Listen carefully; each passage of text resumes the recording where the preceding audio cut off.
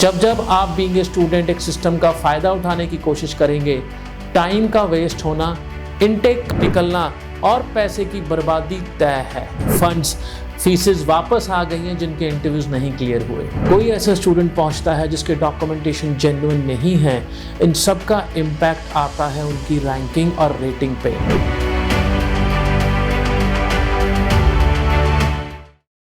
The UK education system January intake over हो चुका है।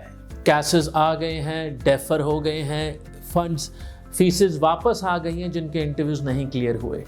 A lesson has to be learned after every intake. Successful हुआ तो अच्छा लेसन, नहीं सक्सेसफुल हुआ तो एक लेसन प्रोसेस को अवॉइड ना करने का। जितनी भी स्टूडेंट फ्रेटर्निटी आज की डेट में इंटरव्यू से घबरा के उन यूनिवर्सिटीज़ को चुनती है जहां इंटरव्यूज नहीं है, I am sure they have learned their lesson which is important as a part of student visa planning, lessons which are important as a part of student visa process. Interview, documentation authentication एक बहुत important task है जो आज की date में UK की high commission के साथ साथ उनकी यूनिवर्सिटीज़ भी करती हैं, because they are compliant by the law. उनको अपना रिस्क रेटिंग एक सर्टन फिगर से कम रखना है। तो कोई भी अगर स्टूडेंट वहाँ पहुँचता है जो नहीं पढ़ता, कोई ऐसा स्टूडेंट पहुँचता है जिसके डॉक्यूमेंटेशन जेन्युइन नहीं है, इन सब का इम्पैक्ट आता है उनकी रैंकिंग और रेटिंग पे। That affects their long term ability to hire international students. अब इसका इलाज एक ही है। As a student you have to go through the process which is put in place. देखिए, बड़ी सिंपल सी बात है। अगर 160 यूनिवर्सिटीज़ में से आप सिर्फ वो यूनिवर्सिटीज़ पिक करेंगे 3-4 जहाँ इंटरव्यूज़ नहीं होता, तब अपने पैरों पे कुल्हाड़ी खुद मार रहे हैं। अब 160 यूनिवर्सिटीज़ में इंटरव्यू की प्रोबेबिलिटी और 4 यूनिवर्सिटी में थ्रू होने की प्रोबेबिलिटी आप खुद ही देखिए, आप खुद समझ जाएंगे। जब जब आप बीइंग ए स्टूडेंट एक सिस्टम का फ़ायदा उठाने की कोशिश करेंगे, टाइम का वेस्ट होना, इनटेक का निकलना और पैसे की बर्बादी तय है। It is my wish without any background, without any skill, जब मैं उस इच्छा को आगे लेके जाऊंगा तो ये 3 चीज़ें होंगी ही होंगी। आने वाला इनटेक, मेन इनटेक, ये उन स्टूडेंट्स के लिए है जिनके पास ग्रेजुएशन में परसेंटेज कम है, ताकि वो प्री मास्टर्स के लिए क्वालिफाई कर सकें।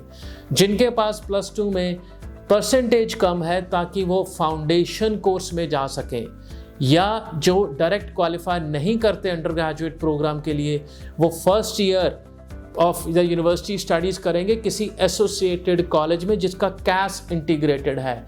कैस पूरे 3 साल का ही रहेगा। अब बीइंग ए स्टूडेंट ये आपको पता होना चाहिए, जो ट्यूशन फीसिस आप देंगे अप्रॉक्सीमेटली £10,000 to £16,000 का, ये उन 6-7 महीनों का है।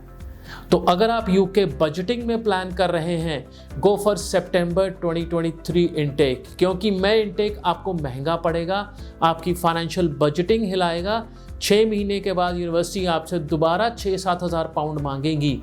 अगर आप देने की क्षमता रखते हैं तो definitely go for it. Don't miss the time, don't miss the intake because of that reason. Whereas अगर आप उसको बजटिंग और प्लानिंग के साथ जाना चाहते हैं, then opt for September 2023 intake. Now, an important question comes, what will I do till that time? Engage yourself.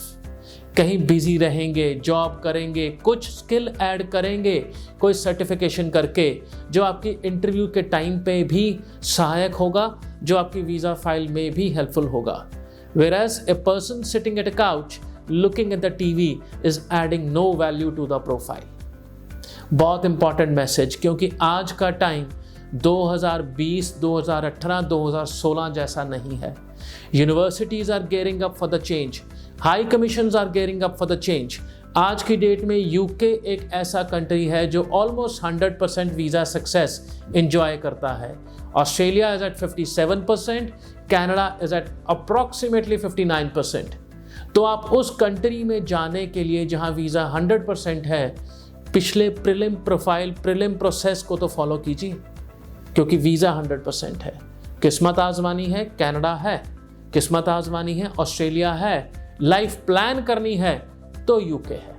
तो आने वाले इनटेक के लिए कोई भी क्वेरीज आपके पास हैं, अभी कॉल करें 90419 90419 और अपना अपॉइंटमेंट ESS ग्लोबल ऑफिसर्स में फिक्स करवाएं। Thank you.